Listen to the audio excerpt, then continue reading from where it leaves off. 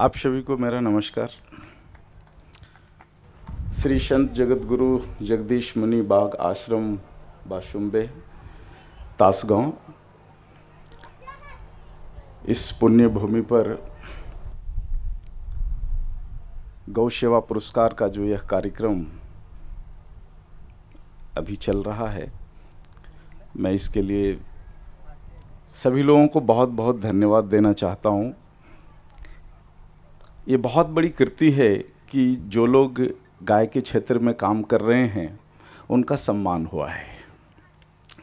आज की सभा में मंच पर आसीन परम आदरणीय गणेश जी महाराज और डॉक्टर शिवाचार्य स्वामी जी, आप लोगों ने बहुत सुंदर ये कार्यक्रम का आयोजन किया और इसमें जो सबसे बड़ी सुंदरता है कि गाय के क्षेत्र में काम करने वाले लोगों को आपने श्रेष्ठ सम्मान और पुरस्कार दिया है।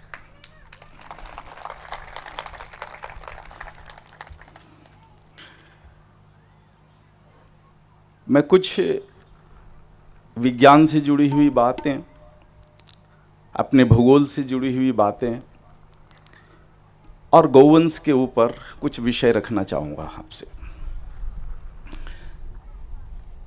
संपूर्ण भारत में यदि गौवंश पर विचार करें तो 17वीं 18वीं शताब्दी तक का जो भारत रहा उसमें गाय की लगभग 360 प्रजातियां रही। 360 प्रजातियां। 19वीं शताब्दी तक आते आते इन प्रजातियों की संख्या घटते गई और लगभग 150 प्रजातियां बची। आप 1995 में जो अंग्रेजों ने गजटियार लिखा भारत छोड़ते समय, उनके दस्तावेज इसके गवाह हैं। 1947 में अंग्रेज गए और हमारे लोगों के हाथ में सत्ता दे करके गए। उसके बाद से जो अंधाधुंध गाय का कत्लेआम शुरू हुआ भारत में, जो लगभग पिछले 10 वर्षों तक चलता रहा। पिछले 10 वर्षों तक अंधाधुंध चला है। पिछले 10 वर्षों से थोड़ा परिदृश्य बदला है। जो 150 प्रजातियां बची थी 1947 में, आज उसकी संख्या लगभग 100 से नीचे है। हम दोष देते हैं कि अंग्रेजों ने हमें गुलाम बनाया, मुगलों ने गुलाम बनाया, इतना भारत को लूटा। अगर गाय वाली बात पर आप गौर करें, दृष्टिपात करें, तो 1945 के बाद लगभग मैं समझता हूं 50 से ज़्यादा प्रजातियां गाय की मूलतः नष्ट हुई है। और यह कब नष्ट हुई है? जब सत्ता हमारे लोगों के हाथ में थी, तब नष्ट हुई है। आज भी देखो लगभग 100 से कुछ कम प्रजातियां बची हुई है, लेकिन हमारी सरकारों का ध्यान मात्र 40-45 प्रजातियों पर है। आज के भारत में 40 से ज़्यादा ऐसी प्रजातियां हैं जिनके ऊपर किसी का भी ध्यान नहीं है। इस विषय को लेकर के पिछले 5 वर्षों से मैं एक सर्वे कर रहा था। उस सर्वे का एक छोटा सा हिस्सा, क्योंकि समय ज़्यादा नहीं है, इसलिए उसका छोटा सा हिस्सा जो आपके भूगोल से जुड़ा हुआ है, इसको रखने की कोशिश मैं करूंगा। ये जो क्षेत्र है पूरा का पूरा, जो सांगली का जो क्षेत्र है, जो सदियों से कृषि क्षेत्र में बहुत ही उन्नत रहा है, यहां पर आपके यहां 2 मानसून आते हैं। एक अरब सागर का मानसून और दूसरा बंगाल की खाड़ी का मानसून। बंगाल की खाड़ी के मानसून को सांगली क्षेत्र में पहुंचते पहुंचते तक लगभग 1000 किलोमीटर ट्रेवल करना होता है, जबकि अरब सागर का जो मानसून है वो 250 किलोमीटर ट्रेवल करके आपके यहां पहुंच जाता है। इन दोनों क्षेत्रों का भूगोल आप देखें कि जो बंगाल की खाड़ी से उठा हुआ जो मानसून है, जो पूरा तमिलनाडु, आंध्र प्रदेश और कर्नाटक को पार करते हुए आता है, वहां की पहाड़ियों की चढ़ाई से आपके यहां बेलगांव क्रॉस करते करते तक ये मानसून पूरे आकाश को छू देता है। और जब उधर अरब सागर से मानसून आता है तो उसको कम ट्रेवल करना होता है, कम दूरी तय करना होता है, और पहाड़ियां भी उतनी ज़्यादा नहीं है। अरब सागर से आपके यहाँ आते आते तक जो क्षेत्र में पहाड़ियाँ पड़ती है वो छोटी पहाड़ियाँ पड़ती है, तो एक तरफ जो पूरब से मानसून आकर के ऊपर की ओर जा रहा है और अरब सागर से मध्यम मानसून आकर के जब यहाँ पर टकराता है तो वर्षा की कोई संभावना नहीं बनती, कोई भी संभावना नहीं बनती, क्योंकि जो मानसून पृथ्वी के ग्रेविटी को छोड़कर ऊपर निकल गया वो आपके यहां बरसने वाला नहीं है। अब थोड़ी सी जो बारिश की संभावना है आपके यहां वो अरब सागर से उठे हुए मानसून का है, जो बंगाल की खाड़ी के मानसून के साथ टकरा करके थोड़ा बरसेगा। लेकिन आपके यहां कितनी बारिश होती है? आपके यहां लगभग 1400 मिलीमीटर एवरेज बारिश होती है। ये फिर बारिश आता कहां से है? ये बारिश आता है आपकी खिल्लार के कारण। बेलगांव से लेकर के और आप शांगली के 150-200 किलोमीटर आगे तक चल जाओ, जो आपकी जो मूल प्रजातियां खिल्लार है, जिनके सींग ऐसे उठे हुए हैं, एकदम ऊपर की ओर उठे हुए हैं, तो जैसे ही बंगाल की खाड़ी का टूटा हुआ मानसून अपनी गति को विहीन करते हुए कर्नाटक की पहाड़ियों से जब चढ़ाई को चढ़ता है तो आपकी खिल्लार के ऊंचे सिंग उसको पकड़कर और अरब सागर के मानसून से टकराकर छोटे छोटे छोटे छोटे चक्रवात में पकड़कर पूरे बादल को यहां पर पटक देती है और आपके खेतों में भरपूर बारिश होती है। इतनी बारिश होती है कि कृषि के क्षेत्र में सांगली का एक अपना नाम है। सांगली और उसके आसपास के क्षेत्रों का, अब देखो कुछ पिछले, मैं समझता हूँ ज़्यादा नहीं होगा, एक 50 वर्षों से या 60 वर्षों से आप गन्ने के पीछे पड़े हुए हो, लेकिन इस क्षेत्र का जो 60 साल के पहले का इतिहास उठा करके देखो तो गन्ना यहाँ आपके यहाँ आंशिक रूप से होता था। गन्ना मुख्य फसल नहीं था, लेकिन गन्ना का वाणिज्य इतना बढ़ गया कि सब चीज़ छोड़ करके और आप किसान लोग सब गन्ने के पीछे पड़ गए। चलो वो भी एक अच्छी बात है। ये उदाहरण मैं इसलिए रखना चाह रहा हूं आपके पास कि हमारे भारत में जो 360 प्रजातियां गाय की रही, उसका रिश्ता क्या था भूगोल से। तो हमारे यहां एक कहावत थी, 20 कोस पर पानी बदले 40 कोस पर भाषा, और मैंने उसमें जोड़ा है 80 कोस पर गाय की प्रजाति बदले और 120 कोस पर संस्कृति। यही पूरा भारत है। हर 20 कोस पर आज भी पानी की तासीर बदलती है और हर 40 कोस पर गाय की प्रजाति बदलती है, और मात्र प्रजाति नहीं बदलती बल्कि गाय का डिल डौल बदलता है, उसके सिंग की आकृति बदल जाती है, उसकी लंबाई बदल जाती है, उसके पीठ की आकृति बदलती है, थन की आकृति बदलती है, उसका गल कंबल की आकृति बदलती है, उसकी नाभि की आकृति बदलती है, उसके पूंछ की आकृति बदलती है। और ये सारा कुछ हर 40 कोस पर इसलिए बदलता है क्योंकि भारत का भूगोल हर 40 कोस पर बदलता है। तो आपके भूगोल में कितना बारिश चाहिए, कितना सूरज का ताप चाहिए, नदियों में कितना पानी चाहिए और मनुष्यों में कितना वेग चाहिए, ये तय कौन करती है? गौवंश करती है। इसीलिए हर 40 कोश पर आपको गाय की एक अलग प्रजाति भारत में मिलती है। तो यदि भारत की संस्कृति को बचाना है, कृषि व्यवस्था को बचाना है, धर्म को बचाना है, मनुष्य के व्यवहार को यदि बचाना है, तो आपको हर 40 कोस पर पाई जाने वाली क्षेत्रीय गौवंश की प्रजाति को बचाना पड़ेगा। कोई दूसरा रास्ता आपके पास नहीं है।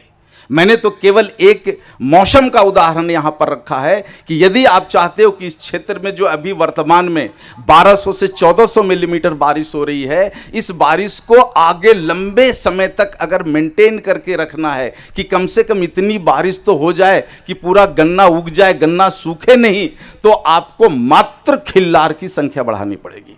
और यदि खिल्लार की जगह आप दूसरा गौवंश लेकर के आए तो पूरी स्थितियां बदल जाएगी। जैसे मैं उदाहरण के लिए कहता हूं, क्योंकि इस जो है पवित्र परिसर पर पुंगनूर की बहुत संख्या हमें मिली, तो पुंगनूर की थोड़ी कहानी बताता हूं आपको। पुंगनूर जो है वो चित्तूर की मूल प्रजाति है। चित्तूर यानी जो तिरुपति का सप्तगिरी पर्वतमाला है, उस पर्वतमाला के 100 किलोमीटर की सराउंडिंग में पाई जाने वाली पुंगनूर प्रजाति है। पुंगनूर प्रजाति का एक बड़ा धार्मिक संबंध है कि हमारे यहाँ जो है भगवान श्री रामचंद्र जी के काल में जो हनुमान जी हुए, जिनको बल और बुद्धि पर बहुत प्रचंड था, पुंगनूर के दूध के कारण था। पुंगनूर के दूध में बल है, इसी कारण से हनुमान जी बलशाली थे। तो हनुमान जी ने जो है, हनुमान जी की माता ने पुंगनूर का ही दूध पिलाया था। लेकिन पुंगनूर कहां की है? चित्तूर की है। और चित्तूर का भूगोल कैसा है?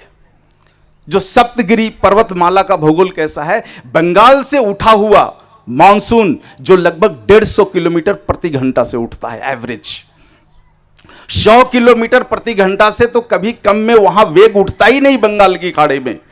तो 100 से 150 किलोमीटर के वेग से उठा हुआ मानसून जब सप्तगिरी को क्रॉस करता है तब उसको जरूरत पड़ती है आगे धक्का देने की। यदि वहां बरस गया तो हर साल सप्तगिरी के 200 किलोमीटर के सराउंडिंग में चक्रवात होगी और पूरा का पूरा कृषि व्यवस्था बर्बाद हो सकती है। क्योंकि वहां पर चित्तूर की जो कृषि व्यवस्था है उसमें मूल जो फसल है वो है नारियल। सारे नारियल के पेड़ टूट के बर्बाद हो सकते हैं।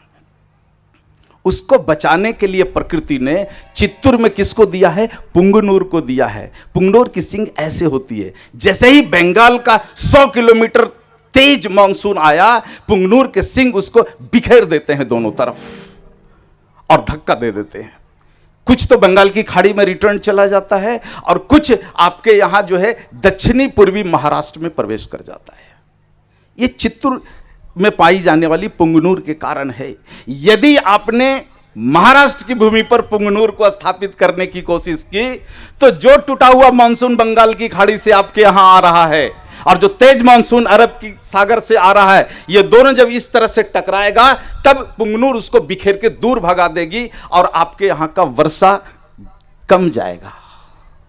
तो जो पुंगनूर चित्तूर के लिए वरदान है, आपके लिए अभिशाप हो सकता है। इसका एक स्पष्ट उदाहरण एक सर्वे रिपोर्ट के आधार पर कहता हूं। पिछले 5 वर्षों से इसके ऊपर जो है हमारी पूरी टीम लगी हुई थी कि भारत की जितनी प्रजातियां हैं, जितना भूगोल है, उस भूगोल में पाई जाने वाली जो गाय है क्यों है, किसी का सिंग बड़ा, किसी का छोटा, किसी का नीचे की तरफ, किसी का मुड़ा हुआ, इसके ऊपर हम लोग काम कर रहे थे। तो इसको समझाने के लिए आपको एक उदाहरण देता हूं। सबसे ज्यादा आज पूरे भारत में जो क्रेज है, गिर गाय का क्रेज है। जिसको कहो गौशाला गाय, हाँ जी गिर लाना है, गिर लाना है। तो हमने एक रिपोर्ट तैयार किया और कांकरेज का भी बहुत जबरदस्त क्रेज है। तो कांकरेज के ऊपर और केरल की एक जो प्रजाति है मलेनाड गिड्डा और कासरगोड और वेचूर, 3 मूल प्रजातियां हैं अभी बची हुई केरल की। तो हमने एक पूरा सर्वे रिपोर्ट तैयार किया उसके ऊपर कि यदि एक प्रयोग किया जाए कि केरल की तीनों प्रजातियों को गुजरात विस्थापित कर देते हैं और गुजरात से गिर और कांकरेज को केरल लेकर के आ जाते हैं तो क्या भौगोलिक परिवर्तन होगा। तो रिपोर्ट स्पष्ट करता है कि गुजरात में जो एवरेज 50 से 200 मिलीमीटर वर्षा प्रति वर्ष होता है वो शून्य हो जाएगा और पूरा का पूरा केरल बाढ़ में डूब जाएगा। 1 इंच जमीन खाली नहीं रहेगी। इतना बड़ा परिवर्तन होता है गौवंश के प्रजाति के विस्थापन के कारण। इसलिए विनम्रता पूर्वक मैं सबसे निवेदन करना चाहता हूं कि इस विषय को गंभीरता से लो और आप अपने जिला की गाय की प्रजाति पर काम करो। आप जिस जिला में हैं, राज्य भी नहीं जिला, क्योंकि देखो 20 कोस पर पानी, 40 कोस पर भाषा और 80 कोस पर गौवंश की प्रजाति। 80 कोस का मतलब वो हो गया लगभग 150 किलोमीटर। हर 150 किलोमीटर पर लगभग गाय की प्रजाति बदलती है और लगभग हमारे देश में जो जिला है वो 100-150 किलोमीटर लंबा चौड़ा होता है। तो केवल जिला की बात करो कि आपके जिला की जो मूल प्रजाति है उस प्रजाति का संवर्धन आप शुरू करो तो आपके यहाँ की कृषि व्यवस्था सुधर जाएगी। आपके यहाँ के लोगों का चित्त जो है वो सुधर जाएगा। चित्त में जो उग्रता आ रही है ये उग्रता खत्म हो जाएगी और मानसून आपका नुकसान नहीं करेगा। अतिवृष्टि नहीं होगी, अल्प वृष्टि नहीं होगा, सूखा नहीं पड़ेगा। इतना सारा कुछ देखो गाय पर निर्भर करता है। तो ये एक पार्ट था और अब मैं एक दूसरे पार्ट पर आता हूँ। इसका जो पूरा का पूरा जो सर्वे रिपोर्ट है इस साल के पंचगव्य के मेडिकल बुलेटिन में हमने छापा है। आप चाहें तो उसको पढ़ सकते हैं हमारे वेबसाइट पर जा करके, या वहाँ से आपको उसकी कॉपी भी मिल सकती है।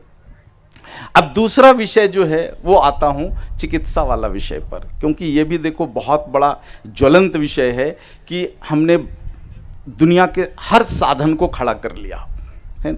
मनुष्य जो है 10 किलोमीटर प्रति घंटा की रफ्तार से चलने वाला आज साउंड के स्पीड से भी ज़्यादा तेज जेट में बैठ करके उड़ने लगा है। इतना विज्ञान ने विकास कर लिया है।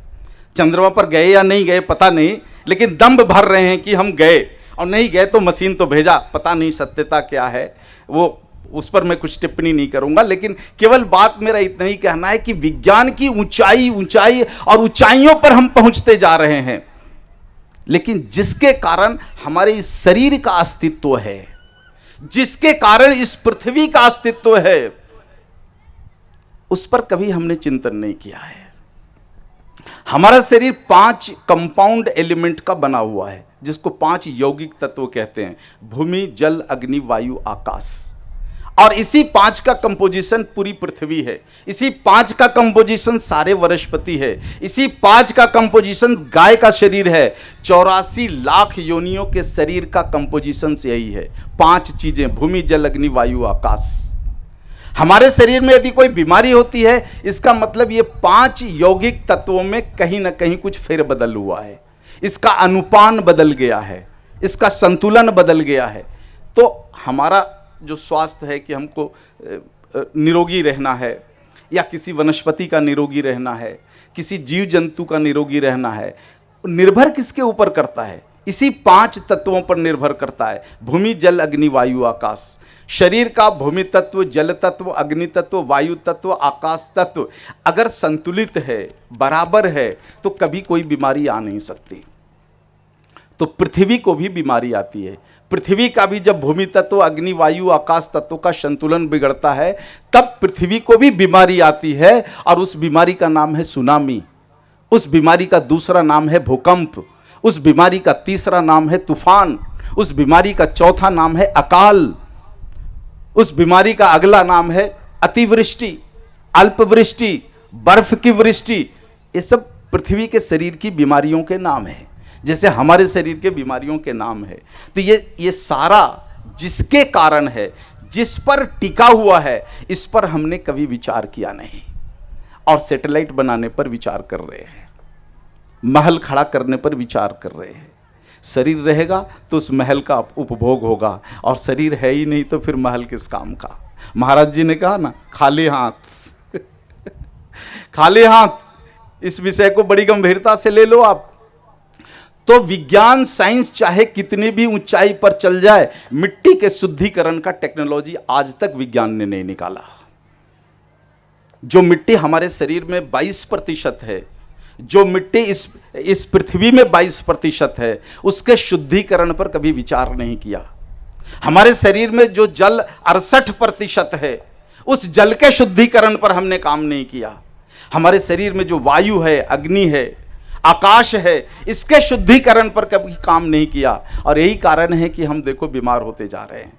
अभी तक तो देखो साइंस ने कोई ऐसा मैकेनिज्म नहीं निकाला है कि सॉइल का प्यूरिफिकेशन हो सके, वाटर का प्यूरिफिकेशन हो सके, एयर का प्यूरिफिकेशन हो सके, और फायर, स्काई।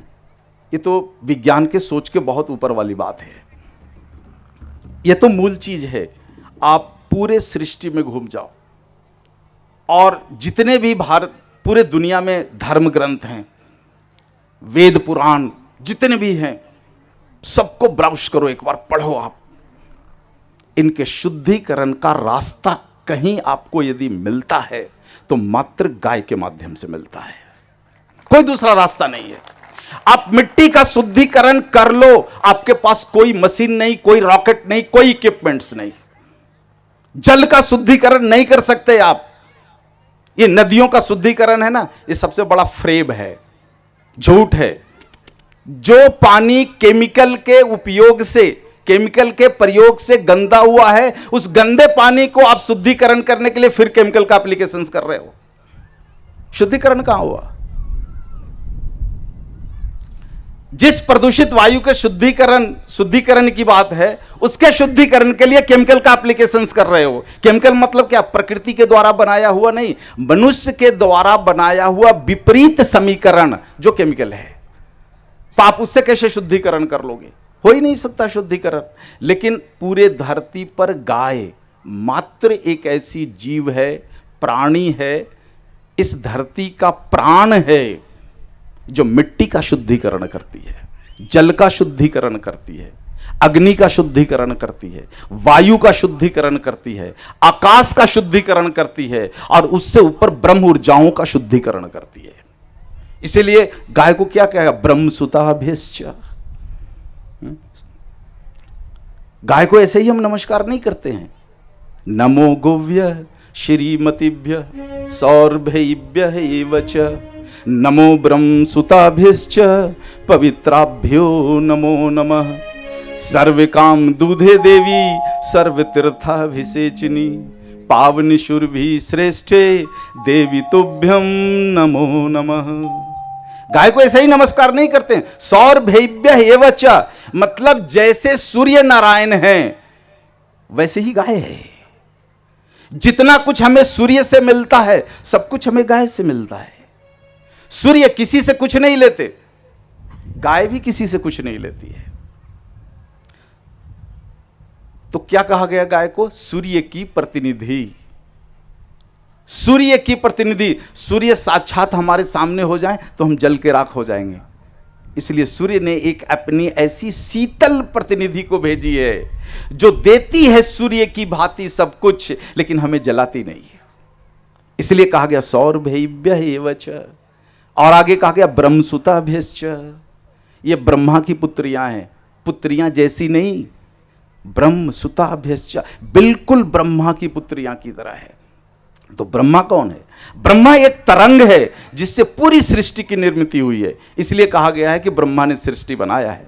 तो ब्रह्मा कोई शरीर नहीं है, बल्कि एक तरंग है, जिस तरंगों के मेल से मिट्टी बनता है, जल, अग्नि, वायु और आकाश बनता है, और उसी से किसी भी जीव जंतु का शरीर बनता है। उस ब्रह्म ऊर्जा की पुत्रियां हैं ये ब्रह्मसुताभ्यश्च। इसलिए गाय को ब्रह्मा कह दो, ब्रह्मानी कह दो, कोई भी गलत नहीं हो सकता। और इसके लिए हम नमन करते हैं सर्व काम दूधे देवी। जो काम मनुष्य अपने जीवन में नहीं कर सकता, सारे काम को करने की क्षमता हमारी गाय रखती है। इसीलिए कहा गया सर्व काम दूधे देवी, सब काम कर सकती है ये देवी। और देखो, जानवर तो कहीं कहा ही नहीं गया शास्त्रों में। महाराज जी हैं, पूरा वेद पुराण पढ़े हुए हैं, इनसे आप पूछ लो कि किसी भी वेद पुराण में कहीं भी गाय को जीव कहा गया है? महाराज जी, प्राणी कहा गया है? केवल देव कहा गया है, देवी। कहीं भी हमारे ग्रंथों में कहीं गाय का संबोधन आया है तो देवी के साथ आया है। हाँ, देवी। सर्व काम दूधे देवी। ये देवी मनुष्य के हर उस काम को कर सकती है जिस काम को मनुष्य स्वयं नहीं कर सकता। तो देखो, गाय दिखने में सरल लगती है, हाँ, दूसरे जानवरों की तरह लगती है, लेकिन वस्तुतः ये गाय सरल नहीं है। सूर्य के द्वारा भेजी गई वह प्रतिनिधि है जो गाय के सारे अज्ञात कार्यों को कर डालती है। तो मनुष्य का कार्य क्या है? मिट्टी का शुद्धिकरण। गाय अपने सेंध से, गाय कुछ भी खा ले, रोड पर चलते हुए गली सड़ी सब्जियां, खेत का कचरा कुछ भी खा ले, जब उसके पेट से पाचन होकर के बाहर निकलता है तो शुद्ध भूमि तत्व के रूप में निकलता है। इसलिए गाय के गोबर को उठाओ, लेबोरेटरी में चले जाओ, टेस्ट करा करके देखो, जो केमिकल कंपोजिशन शुद्ध मिट्टी का है वही केमिकल कंपोजिशन जो है गाय के गोबर का होता है। गाय मूत्र देती है, देखो, पानी की तरह है, तरल की तरह है, लेकिन वस्तुतः यह शुद्ध वायु है। वायु का तरल रूप है गौमूत्र। गौमूत्र का केमिकल एनालिसिस करो, आप 22 तरह के ऑक्साइड्स मिलेंगे आपको। पूरी दुनिया में यही 22 तरह के ऑक्साइड्स हैं। तो दुनिया के सारे ऑक्साइड का मिला हुआ स्वरूप, कंपोजिशंस क्या है? गौमूत्र। और क्या देती है गाय? क्षीर देती है गाय। क्षीर के बारे में अथर्ववेद क्या कहते हैं? क्षीरम सर्व औषधि सारम। दुनिया में जितने वनस्पति और जितने तरह की औषधियां हैं, सभी औषधियों का सार, एसेंस यदि कहीं है तो गाय के क्षीर के पास है। इसलिए क्या कहे? क्षीरम सर्व औषधि सारम। गौमूत्रे धनवंतरी। पूरा आयुर्वेद और आयुर्वेद से निकला हुआ 200 मेडिकल थेरेपी कहां पर है? उसके देव कौन है? धन्वंतरी। और धन्वंतरी जी का वास कहां पर है? वो रहते कहां पर हैं? गौमूत्र। इसलिए अथर्ववेद ने कहा गौमूत्रे धन्वंतरी, गौ में बसती लक्ष्मी। लेकिन हमने लक्ष्मी का स्वरूप बुला दिया। हाँ, व्यापारियों के कारण हम सोना चांदी को लक्ष्मी कहने लग गए। झूठ है। लक्ष्मी क्या है? गाय का गोबर, यही लक्ष्मी है। लक्ष्मी का मूल स्वरूप समझना है तो प्राणवायु, प्राणवायु ही लक्ष्मी है। लक्ष्मी कहां वास करती है? विष्णु जी के वक्षस्थल में। हर मनुष्य अपने आप में विष्णु है और हर मनुष्य का जो वक्षस्थल है वो लक्ष्मी का निवास है, अर्थात प्राणवायु का निवास है। तो प्राणवायु मूल लक्ष्मी है। आज की भाषा में जिसको ऑक्सीजन कहते हो, ऑक्सीजन ही मूल लक्ष्मी है। तो गोबर का केमिकल एनालिसिस करके देखो आप, कौन सा गोबर? रोड चलते हुए सांगली के मंडी में सड़ा गला सब्जी खाते हुए गौवंश, भारतीय गौवंश के गोबर का आप टेस्टिंग करके देखो, आप पाओगे 23% ऑक्सीजन है। आज पूरी दुनिया में कहीं भी 23% ऑक्सीजन नहीं है, 20.8% भी नहीं है। गंगोत्री चले जाइए, वहां भी 20.8% ऑक्सीजन नहीं है। लेकिन मुंबई जैसे पॉल्यूशन वाले शहर में, दिल्ली जैसे पॉल्यूशन वाले शहर में, वहां की मंडियों में सड़ी हुई सब्जी खाने वाली गाय के गोबर में 23% ऑक्सीजन है। इसलिए हमारे शास्त्रों ने कहा गौमय वसति लक्ष्मी, गौमूत्रे धन्वंतरी। पूरा आयुर्वेद कहां है? गौमूत्र के पास है। जिस भारत के पास आज भी धन्वंतरी गैया के गोबर में है, वो भारत मेडिकल साइंस में किसका मुंह देखता है? अमेरिका का मुंह देखता है, यूरोप का मुंह देखता है। वहां से कुछ टेक्नोलॉजी आ जाएगी, कैंसर से बचाने का दवाई वहां से आ जाएगा। तो मैं तो कहता हूं थोड़ी सी अपने ऊपर तरस खाओ और अपने शास्त्रों का अवलोकन शुरू करो, पढ़ना शुरू करो। जिस राष्ट्र के पास आज भी 4 करोड़ भारतीय नस्ल की गौवंश है और उसका गौमूत्र जिस देश में है, वो देश और उस देश का चिकित्सा विभाग बीमारियों की इलाज के लिए यूरोप का मुंह देखता है। ये इससे बड़ा दुखदाई कोई विषय देखो मेरे जीवन में नहीं आता। तो समय ज़्यादा नहीं है, मैं ज़्यादा समय नहीं लूँगा। मैं इतना ही कहूँगा कि दुनिया का कोई भी रोग गाय के गब्बियों से बाहर नहीं है। इसलिए हमने नारा दिया है, गौवंश से, गाय से असाध्य नहीं कोई रोग, और गौ मां से निरोगी भारत। ये 2 हमारा नारा है। गाय यदि आपके घर पर है और गाय के गव्यों का एप्लीकेशन अपने जीवन में कर रहे हो, तो आपको पहली बात तो बीमारी होगी नहीं, और हो गई तो उसका निवारण उसी के पास है, कहीं दूर भटकने की जरूरत नहीं है। जितने बीमारियों के बारे में हमारे देश की सरकारों ने दुष्प्रचार किया था कि असाध्य है, सारी बीमारियों को पंचगव्य चिकित्सा विज्ञान में साध्य कर दिया गया है। कैंसर जड़मूल से खत्म होता है, डायबिटीज जड़मूल से खत्म होता है, सोराइसिस जड़मूल से खत्म होता है, ट्यूबरकुलोसिस जड़मूल से खत्म होता है, सिकल सेल जड़मूल से खत्म होता है, थैलेसीमिया जड़मूल से खत्म होता है। आप बीमारी का नाम बताओ। पिछले 20 वर्षों में लगभग 60,000 मरीजों पर हमने काम किया है। 60,000 मरीजों पर ये हमारे चिकित्सालय ने काम किया है। और पूरे देश में जो 10,000 गविसिद्धर हैं, जो अलग अलग क्षेत्रों में 23 राज्यों में काम कर रहे हैं, उनके आंकड़े अगर जोड़ दूं ना तो अब पता नहीं आंकड़े कहीं से कहीं चले जाएंगे। और सरकारों को हमने तो बहुत लिखा है, बहुत कहा है, और मुंह पर भी खर्री खोटी खूब सुनाया है कि आप गाय से ये सारी बीमारियां साध्य होती है। आप 1 लाख अगर प्रमाण हमसे मांगते हो तो कम से कम 2 लाख हम प्रमाण आपको दे सकते हैं। भारत सरकार के सेक्रेटरियों को है, सभी चुप। हाँ, लेकिन डस्टबिन में डालने के लिए आपको प्रमाण नहीं दे सकता हूं मैं। बैठो टेबल पर, देता हूं, बहस करो। सबसे सरल सुंदर चिकित्सा भारत में क्या हो सकती है? तो ये पंचगव्य की चिकित्सा हो सकती है, गाय के गोबर गोमूत्र और सेन वाली चिकित्सा हो सकती है, जो आयुर्वेद का प्राण है। और प्राण को यदि निकाल दो तो शरीर क्या होता है? मृत।